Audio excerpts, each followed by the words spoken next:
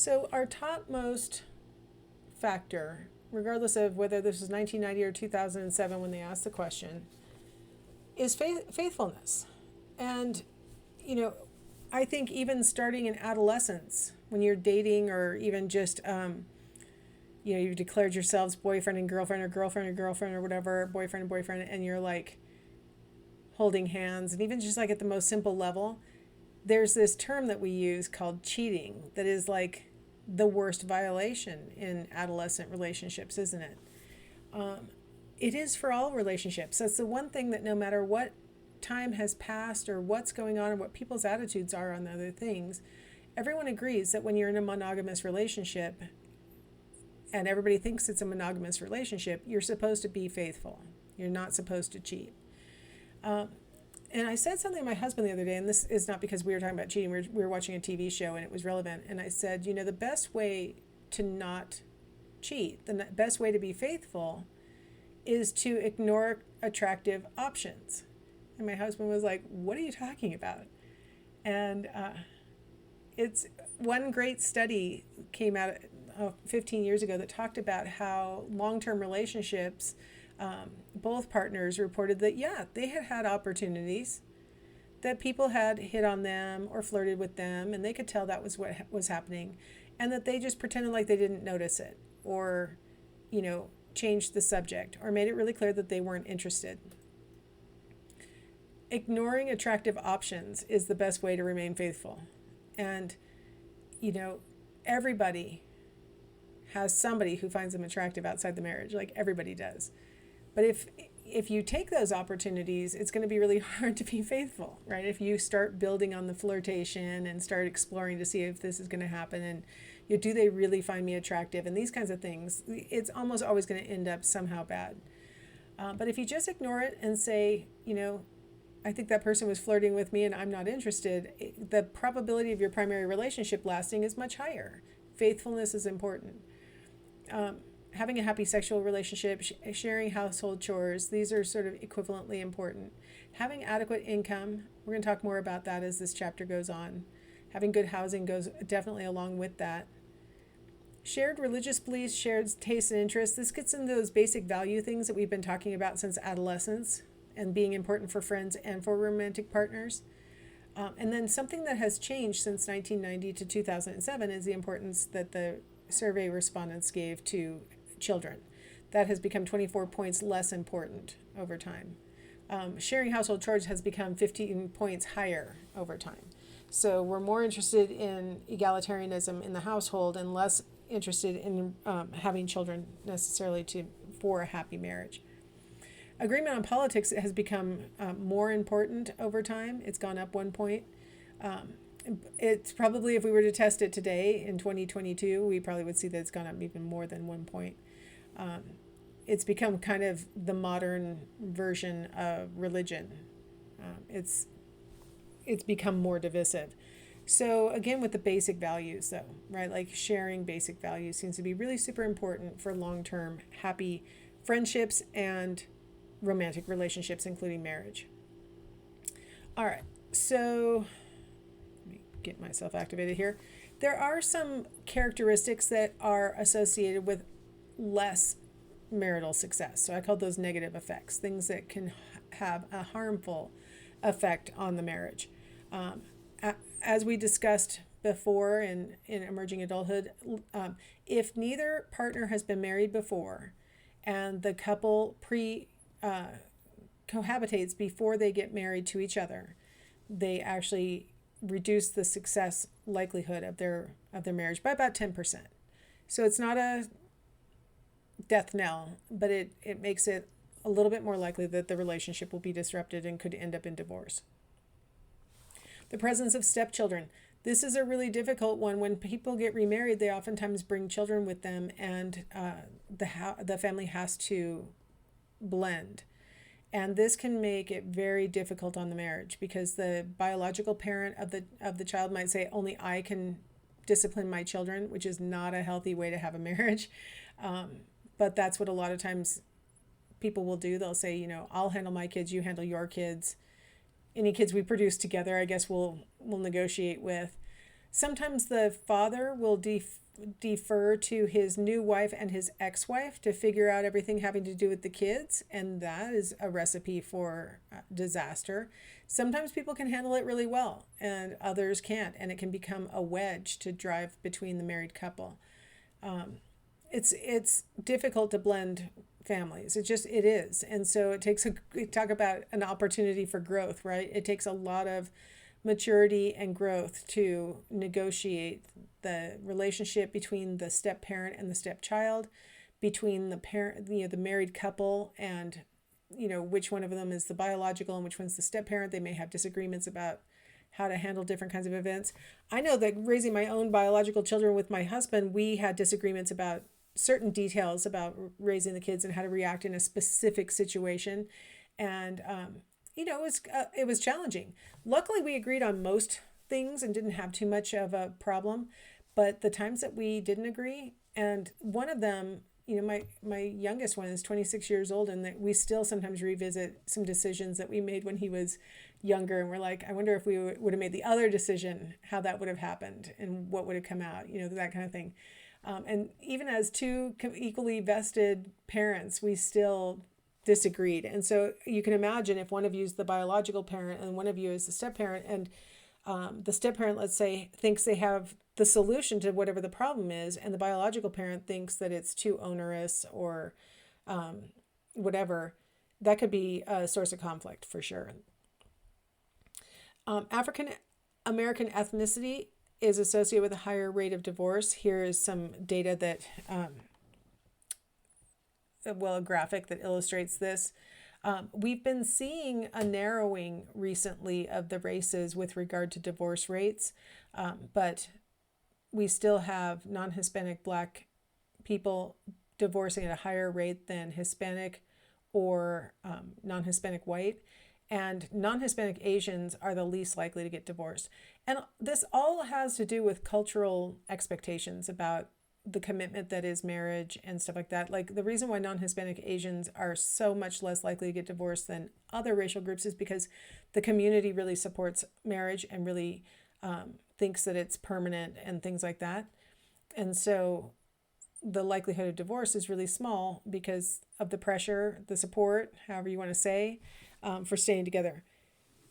Among non-Hispanic whites and non-Hispanic white and then Hispanics, the cultural expectations about the value of the marriage is roughly equivalent, whereas for non-Hispanic Blacks, the value of divorce is different. Like, it's not as big of a stigma. Raising children as single parents is not as stigmatized and other things. And so divorce is a little bit more of a readily available option. Here we see marriage and divorce in the U.S. over the past, basically a century and a half. And what you see is that there's ups and downs as far as the marriage rates. You see when World War II ended, the GIs came home and got married. There's like this giant spike in marriages. But you'll notice below that on the divorce rates, a bunch of them got home and divorced that person that they impulsively married as they were leaving for the war. So you see that also, right? So sort of a smaller but mirroring effect. And then you see that the marital rate kind of dropped, up until 1960, and so did the divorce rate. And then they both started to raise again as the children of the World War II vets started aging into being eligible to get married. Those are what we call the baby boomers. Well, the numbers are going to go up because the baby boom was what it sounds like. A bunch of babies were all born right after the war. And so a whole bunch of people were aging into getting married. You'll notice that divorce rates also spiked. And what happened right there in the middle of the 1970s is that divorce laws were changing state by state.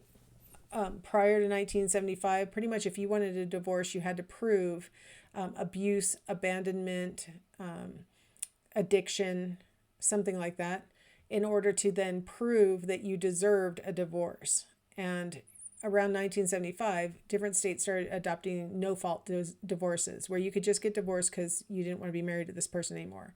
And so you'll notice there was initially a big spike of probably a backlog of unhappy people who all filed for divorce during this 5-year period. And then it started to decline and got back down to pretty close to what it had been before. But notice the marriage rate has been declining since that same time. So fewer people are getting married and fewer people are getting divorced since 1980. So if we look at first marriages ended annually per 1,000 married couples by the date and the duration of the marriage, notice that in the first 5 years, the rate of divorce is pretty small. I mean, it's the lowest rate, of the first 15 years. Yeah, people are very unlikely to get divorced in the first 5 years. They do get divorced at that point, but it's unlikely. The spike for every year measured, the most common time to get married was between the years 5 and 9 for every group measured, or for every year that it was measured. Seeing this kind of pattern causes people to refer to it as the 7-year itch. There was a book and then there was a movie starring Marilyn Monroe called The 7-Year Itch. And the idea is that after about 7 years of marriage, people start going, ugh, I don't know if I want to be in this anymore. And they start filing for divorce or separating at a higher rate. And I've read some different interpretations of why that might, what is so important about 7 years. And one hypothesis is that prior to the advent of marriage, where it all became like legal and all this, social stuff around it, that couples would bond together long enough to ensure that the offspring made it through the risky infancy period, which ends about age 5. So couples would bond up, the male would help to support the offspring, the female would, bear the offspring and nurture them. And then, once the child was stable, if the couple didn't want to, stick together like that, he might move on, maybe find another mate and make some more offspring. And maybe she'd find another mate and she might make more offspring. And that might have been our pattern in ancestral history. And that's what's going on basically. Like it's embedded in our brains to want to move on at like 7 years. Like you start getting really exasperated. Your kids have gotten to a certain age. I can tell you for me, that's not what happened because I didn't have my first kid till I'd been married 7 years. So that did not happen for me. But I guess maybe we could look back to when my offspring were, 7 and think about whether I felt like leaving. I don't remember exactly. Let's see, 7. I don't think so. But you'll notice if you can make it through that really risky 5 to 9 year period, for every year that the data was collected, you see a decline in the rate of divorce. Like the longer you're married, the more likely you are to stay married. A lot of times people think it's because people have just started giving up and they go, oh, I'll never find anything else anyway. I might as well just hang out with this person who I really don't like and I'll just have a sad life. But that's not really why people stay married. We went over this in another chapter that most are staying together because this person's my best friend and they get more and more interesting every year and those kinds of explanations. So divorce rate drops off if you can make it past that risky 5 to 9 year period. Here we have a graph that shows us the effect of education on the likelihood of divorce. And so we have women on the left, men on the right, and then in the darkest bar is less than high school. The next one over is a high school diploma. The next one over is some college. And then the palest column on the right is the bachelor's degree. And what you see is that the probability of staying intact, staying married for at least 20 years goes up with education, particularly for women. Especially, there's a giant jump when you get a woman with a bachelor's degree has a very high probability of staying married for at least 20 years based on CDC and census data. Now with the men, it's a little bit more complicated. The men who have the least education are as likely as men who have some college to stay married. But again, and then the dramatic change between, some college and bachelor's degree is not quite as dramatic for men. It's more likely that men with a bachelor's degree will stay married, but it's not as dramatically more likely as it is for women. So men, and then altogether, you'll notice that the probability is lower for men than it is for women. So it looks like, regardless of education level, women with regardless of sex, regardless of what I'm trying to say, women with a bachelor's degree are more likely to stay married for at least 20 years. Men also, but to a lesser extent. All right. Now let's look by race. Now this is across different years. And we've got men on the top panel. We've got women on the bottom panel. And what you'll notice first and foremost is that we've got lower levels of marriage in 2010 than we do in 1970 for all races and both sexes, right? So we definitely are seeing marriage going down across time. And what you also can kind of see is that we have slightly different patterns for white, whether they're men or women, than we have for black, whether they're men or women, and then what we have for Hispanic, whether they're men or women. The Hispanic panel, the big difference between the Hispanic panel and the white panel is really the flatness of the line. Like there's higher rates of marriage among Hispanics than there are among whites. And there's lower levels of marriage among blacks than there is among whites and Hispanics. And a steeper drop off from 1970 to 2010 among blacks than among whites or Hispanics. So sort of a race by sex by year kind of comparison of attitudes towards marriage that can then lead to divorce. So most people who get divorced will get remarried. Most women will remarry within about 10 years. I meant to show this first.